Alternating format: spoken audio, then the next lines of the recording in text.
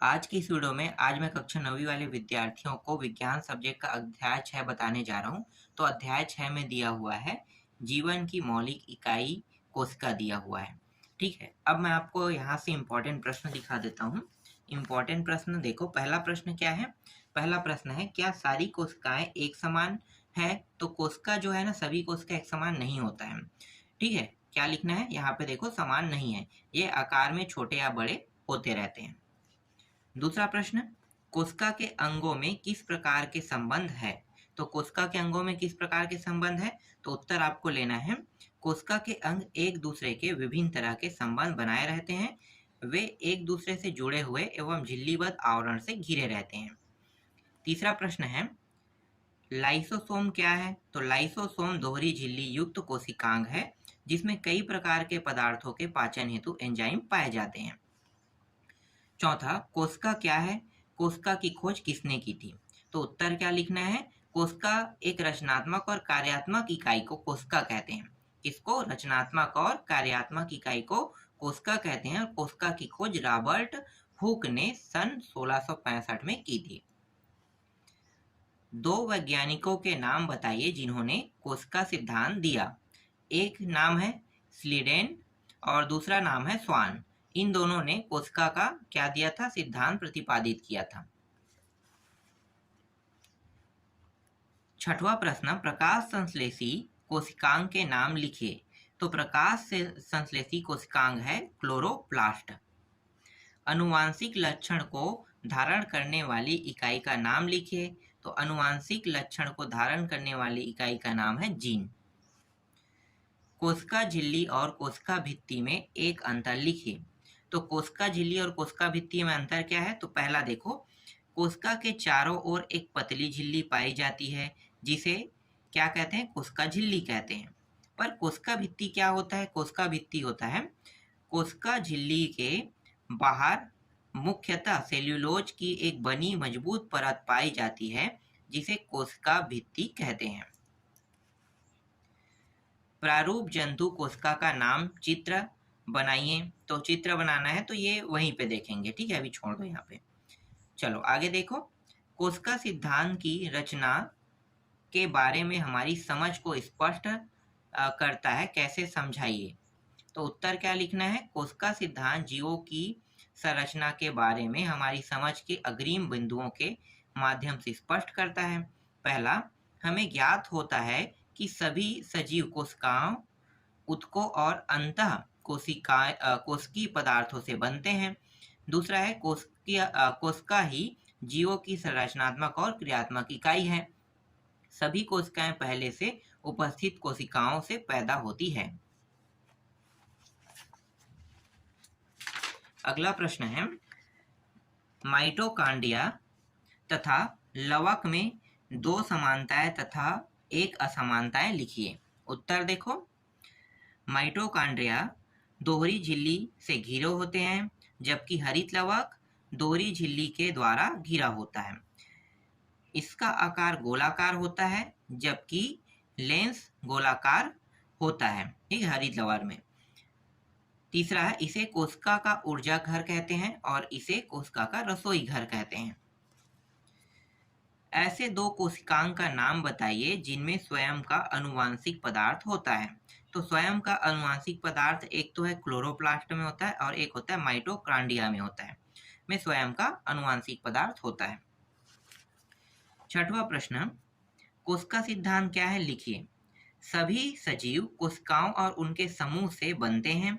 दूसरा है, कोशिका जीवों की संरचनात्मक और क्रियात्मक इकाई होती है। सभी कोशिकाएं पहले से उपस्थित कोशिकाओं से पैदा होते हैं। सातवां है, रिक्तिकाएं क्या है? कोशिका द्रव में तरल पदार्थ से भरी कुछ गोलाकार थैलीनुमा रचनाएं पाई जाती है, जिन्हें रिक्तिकाएं कहते हैं। लाइसोसोम को आत्महत्या की थैली क्यों कहते हैं? तो इसका उत्तर देख लो। ये प्रश्न कई बार एग्जाम में आया भी है। ठीक है, तो उसका उत्तर क्या लिखना है, लाइसोसोम में पाई जाने वाली एंजाइम विघटनकारी होते हैं और विभिन्न पदार्थों का पालन करते हैं। यहाँ तक कि कुछ एंजाइम तो अपनी कोशिका के कोशिकांगों का ही पाचन कर लेते हैं, जिसके कारण कोशिका ही नष्ट हो जाती है। इस कारण लाइसोसोम को आत्महत्या की थैली कहते हैं। इसके बाद दीर्घोत्तरी प्रश्न देखो। दीर्घोत्तरी प्रश्न में कोशिका भित्ति के बारे में बताना है, केंद्रक, क्लोरोप्लास्ट और रितिका के बारे में बताना है। ठीक है, तो ये पादप कोशिका और जंतु कोशिका का चित्र है। तो देखो ये है प्रारूप, सॉरी पादप नहीं, प्रारूप पादप कोशिका। ठीक है, तो देखो ये है पहले वाला जो चित्र है, ये प्रारूप पादप कोशिका है और ये है प्रारूप जंतु कोशिका है। ठीक है, तो यहाँ पे इस तरह से आपको एक आकृति बनाना है जिसमें ये वाला जो हिस्सा है इसे हम कोशिका भित्ति कहते हैं। इसके बाद जस्ट बाहरी आवरण में दिया है, देखो ये कोशिका झिल्ली होता है। लवक ये वाला हिस्सा होता है लवक, ठीक है, जिसे हम क्लोरोप्लास्ट कहते हैं।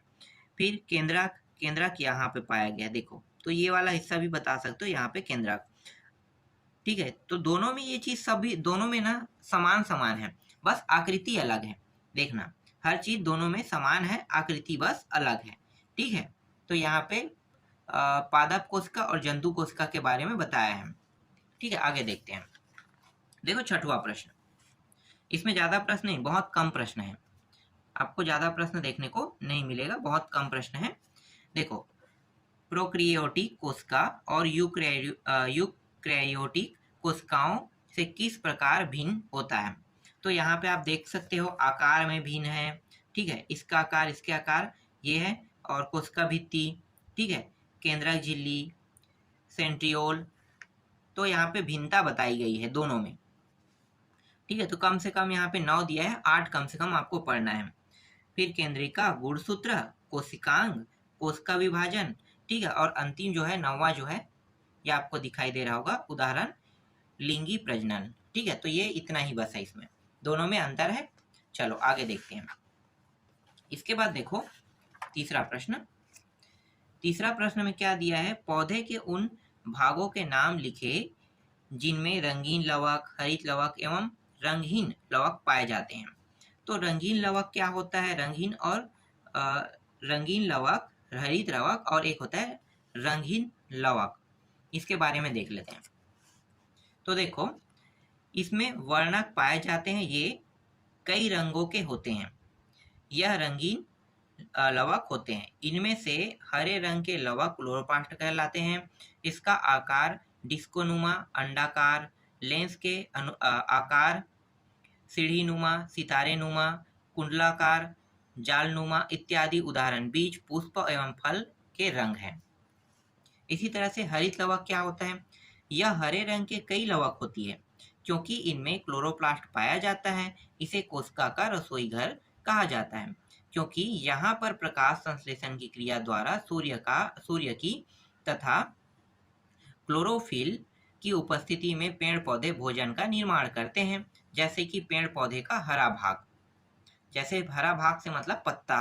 ठीक है, रंगहीन लवक जिसमें रंग न हो, इसके वर्णक नहीं पाए जाते, यह स्टार्च के रूप में भोजन संचित करता है।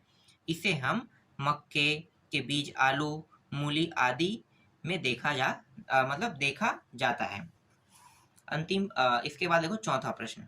चौथा प्रश्न में अंतःझिल्ली तंत्र की क्रियाविधि को समझाइए। प्रोटीन संश्लेषण की प्रक्रिया के समय राइबोसोम अंतःप्रद्रवी जालिका से जुड़ जाता है तथा बनने वाले प्रोटीन अंतःप्रद्रवी जालिका की गुहा में प्रवेश कर जाते हैं। यहाँ से छोटी छोटी थैलियों में प्रोटीन गाल्जिकाय तक पहुँच जाते हैं। यही गाल्जिकाय पैकेजिंग का काम करता है, अर्थात ज़्यादा से ज़्यादा प्रोटीन को थैलियों में भर दिया जाता है और यही से ये पदार्थ कोशिका के अन्य भागों जैसे कोशिका झिल्ली इत्यादि तक भेजे जाते हैं। यही पदार्थ कई कार्य अथवा झिल्ली की मरम्मत में, झिल्ली के बनने में काम आते हैं या बाहर स्रावित कर दिए जाते हैं। अंतिम प्रश्न है, कोशिकाएं प्रायः छोटी होती है, क्यों? उत्तर क्या लिखना है, कोशिकाएं प्रायः छोटी होती है क्योंकि कोशिकाओं में विभिन्न पदार्थों जैसे पोषक पदार्थ, उत्सर्जी पदार्थ, विभिन्न गैस आदि का आदान प्रदान होता है। यह आदान प्रदान कोशिका झिल्ली के सतह क्षेत्र से होती है। विभिन्न पदार्थों का आदान प्रदान कम दूरी, कम समय में होता है। तो ऊर्जा भी कम खर्च होती है। ठीक है, तो ये अंतिम प्रश्न था। इसके बाद आप लोगों को मैं नेक्स्ट अध्याय को बताऊंगा। सॉरी, यहाँ पे और प्रश्न है, मैं अंतिम बोल रहा था, एक सेकंड और प्रश्न है, देख लेते हैं। ठीक है, यहाँ पे देखो, भोजन पकाने की प्रक्रिया के दौरान हम प्रायः सब्जियों में नमक डालते हैं। नमक डालने के बाद सब्जियों में पानी बाहर निकलता है, ऐसा क्यों होता है, समझाइए। देखो, काफी अच्छा प्रश्न है, क्यों होता है ऐसा? तो इसका जो कारण है देख लेते हैं। सब्जियों को कोशिका के द्रव में लगभग 67% पानी होता है। सब्जी में नमक डालने पर उस पर जमी पानी की परत में नमक घुल जाता है। इससे सब्जी की कोशिकाओं के बाहर नमक का सांद्रण ज्यादा तथा पानी का सांद्रण कम हो जाता है। इससे कोशिका द्रव में पानी कोशिका झिल्ली के माध्यम से बाहर निकलती है। ऐसी सभी कोशिकाओं से पानी निकलकर बाहर आने की वजह से ऐसा लगता है कि सब्जियों से पानी बाहर आ रही है या आ रहा है। ठीक है, आगे देखो, क्या होगा जब कोशिका में केंद्रक न हो तो? कोशिका में केंद्रक न हो तो क्या होगा? तो इसके कुछ टॉपिक है, देखो यहाँ पे। पहला टॉपिक है कोशिका में केंद्रक ना हो, तो इसका उत्तर आपको ये लिखना है। ठीक है, मैं आपको दिखा देता हूँ। दूसरा है कोशिका का प्लाज्मा झिल्ली फट जाता है। अगर ये कहता है तो इसका उत्तर आपको ये वाला लिखना है। ठीक है, ये पूरा। इसके बाद आधा और है, दिखा देता हूँ। बहुत बड़ा हो जाता है वीडियो पढ़ के बताने पर, और बहुत सारा टॉपिक अभी क्लियर करना है। ठीक है, ये आधा उत्तर हो गया। इसके बाद देखो, रियो की पत्ती को पानी में उबालकर शक्कर के विलयन में डाला जाए तो क्या होगा? तो इसके बारे में आपको बताना है। तो यहाँ पे परासरण की क्रिया इसे कहते हैं। ठीक है, ये तरीका होगा। चलो आगे देखेंगे। इसके बाद देखो, कोशिका से गाल्जिका को निकाल दिया जाए तो क्या होगा? तो इसको भी एक बार पढ़ लेना। ठीक है, ये वाला टॉपिक, ये सभी प्रश्न आपके गाइड में आसानी से आपको मिल जाएगा। चलो आगे देखते हैं। इसके बाद देखो, छोटा सा प्रश्न है, ज्यादा बड़ा नहीं। ये है प्रोक्रियोटिक कोशिका का स्पष्ट नामांकन चित्र बनाइए कह रहा है। तो देखो, नामांकन चित्र बनाने के लिए कहा है तो इस तरह से बनाना है। ये बैक्टीरिया है और ये साइनोबैक्टीरिया है। ठीक है, इस तरह से ये हार के जैसा दिखाई दे रहा होगा, और ये कुछ इस प्रकार से दिखाई दे रहा है, चप्पल के, या फिर हार जो है ना वो लटकाते हैं ना, तो सेम वैसा ही दिखाई दे रहा है, एक पेंडेंट जैसा। तो डीएनए है, इसमें अनुवांशिक पदार्थ है, टीआरएनए है, राइबोसोम है, और कसाभिका है। ठीक है, तो ये सब चीजों को देख लो। कोशिका भित्ति किसे कहते हैं, प्लाज्मा झिल्ली किसे कहते हैं, तो ये सब चीज आपको चित्र में दर्शाना होगा। फिर यहाँ पे देखो, माइटोकांड्रिया देख लेते हैं। तो माइटोकांड्रिया देखो तो क्या होता है? तो देखो, ये इस प्रकार से आकृति रहेगा माइटोकांड्रिया। मैं आपको पूरा दिखा देता हूँ। ठीक है, तो यहाँ पे देखो, डीएनए है, F2 कण है, राइबोसोम है, मैट्रिक्स है, क्रिस्टी है, दोहरी परत है, बाह्य कला है, और ये अंतः कला है। ठीक है, तो इस तरह से आपको बताना है, सब चीजों को दर्शाना है। अब देखते हैं, अब आते हैं अंतिम प्रश्न में। ठीक है, इसके बाद और थोड़ी प्रश्न है, नहीं है। ठीक है, अंतिम प्रश्न है ये। यहाँ पे देखो, जंतु और पादप कोशिका में अंतर स्पष्ट कीजिए कह रहे हैं। तो अंतर स्पष्ट करना है, मैं आपको पूरा दिखा देता हूँ। ठीक है, तो देखो, यहाँ पे पादप कोशिका और जंतु कोशिका, कोशिका भित्ति से इन दोनों की तुलना किया गया है। ठीक है, इसमें क्या अंतर है? भित्ति के माध्यम से यहाँ पे देखो दोनों का आंसर है। फिर हरित लवक है, हरित लवक के माध्यम से है। क्लोरोप्लास्ट है, ये क्लोरोप्लास्ट के माध्यम से है। सेंड्रोसोम है और लाइसोसोम है। ठीक है, तो अंतर किस प्रकार से बताना है? जैसे यहाँ पे बताया गया है, इसी प्रकार से आपको अंतर दर्शाना है। तो इस तरह से ये अध्याय कंप्लीट हो गया।